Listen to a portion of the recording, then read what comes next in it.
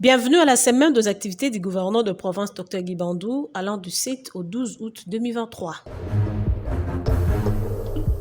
Appliquer le principe de la bonne gouvernance dans la gestion de finances publiques de la province du Congo central fait partie des priorités du chef de l'exécutif provincial Dr Guy Bandou, ce qui justifie l'audience lui accordée par le chef de service de l'inspection générale des finances, Jules Alinguete, au siège de l'UGF à Kinshasa. L'entretien a tourné autour de la patrouille financière de 2 ans effectuée au Congo central. Le résultat de la mission très satisfaisant, a conclu Jules Alinguete. Depuis l'avènement du gouverneur à la tête de la province du Congo central, il a trouvé l'inspection générale des finances qui avait terminé une mission de contrôle de gestion qu'il a accompagnée depuis son arrivée pour l'encadrement de toutes les opérations financières de la province.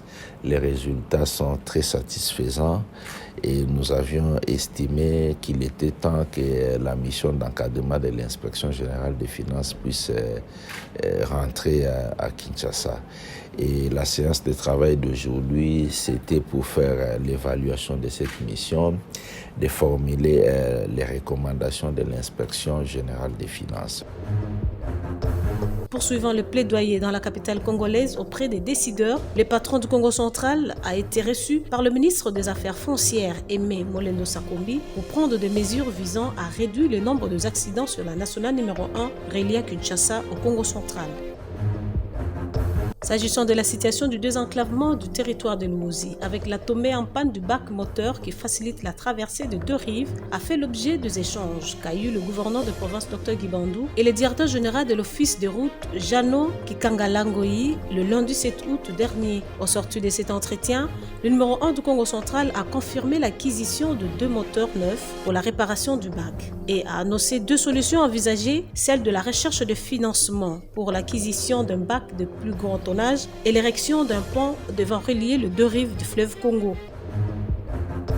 En tout bon premier citoyen du Congo central, le gouverneur Dr Guy Bandou est allé à la rencontre de la population du territoire de Songololo et Luozi, dans le but d'apaiser les inquiétudes après avoir annoncé l'acquisition de 2 nouveaux moteurs devant permettre la remise en état du bac assurant la traversée du fleuve.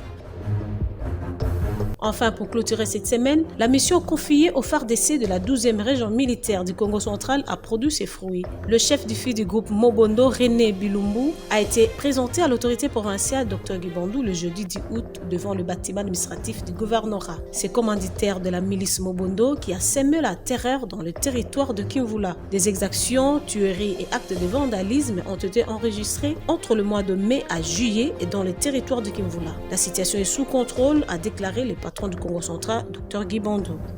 Voilà tout, mesdames et messieurs.